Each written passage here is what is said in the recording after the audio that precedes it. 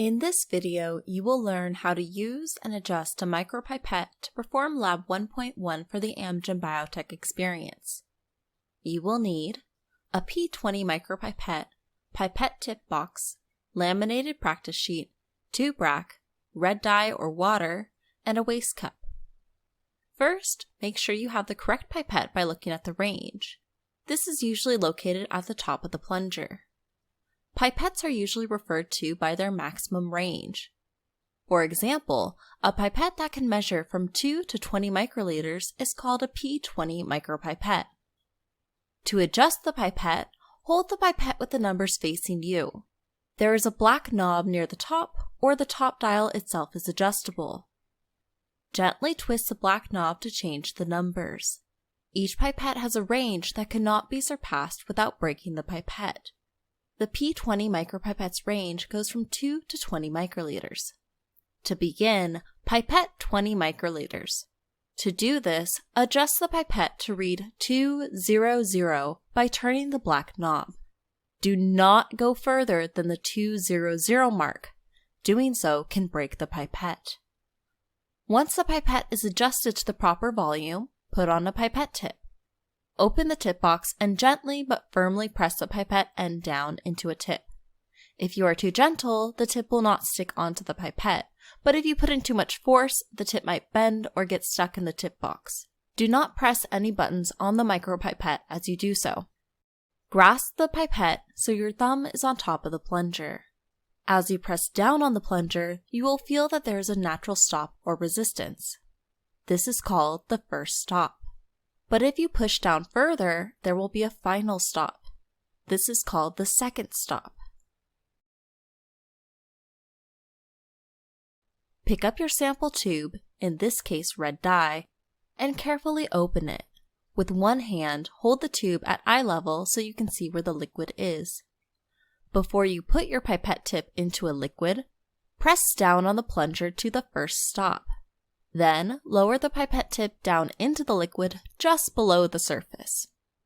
Slowly lift your thumb and allow the plunger to slowly move up to its initial position. When this occurs, you should see the liquid in the tip. Caution! If you release your thumb too quickly, you may contaminate the pipette and make air bubbles that cause inaccurate measurements. Return the tube to the tube rack and touch the pipette tip to the circle for 20.0 microliters. Use your other hand to steady the pipette if necessary. Slowly press the plunger to the second stop to fully dispense the liquid out of the tip. Make sure no large droplets remain in the tip afterwards. Now you will change the volume of the pipette from 20.0 microliters to 15.0 microliters. Again, spin the black knob to change the numbers on the pipette. Take the sample tube, press your thumb down to the first stop on the plunger, then place your tip into the liquid and slowly lift your thumb and watch the liquid flow up into the tip. Return the tube to the tube rack and slowly push your thumb to the second stop to dispense the liquid onto the laminated sheet. We will repeat this at volumes 10.0 microliters, 5.0 microliters, and 2.0 microliters.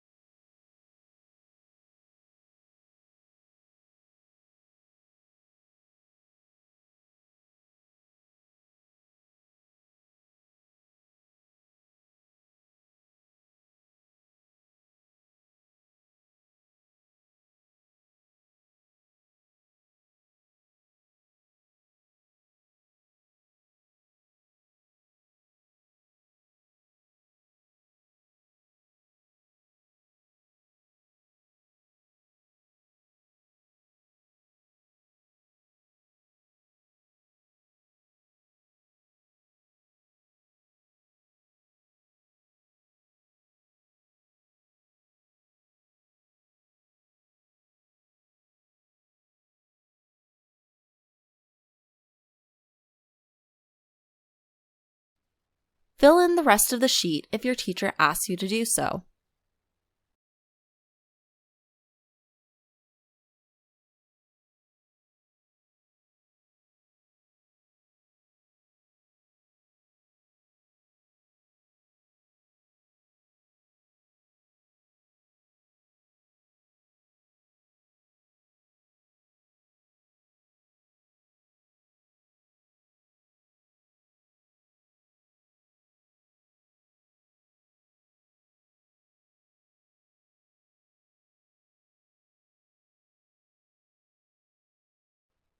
When you are finished micropipetting, discard the pipette tip.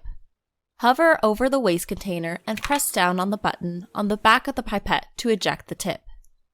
Your teacher may want you to record the size of the droplets. Remember, scientists always measure in centimeters, not inches. To finish, wipe off the laminated sheet.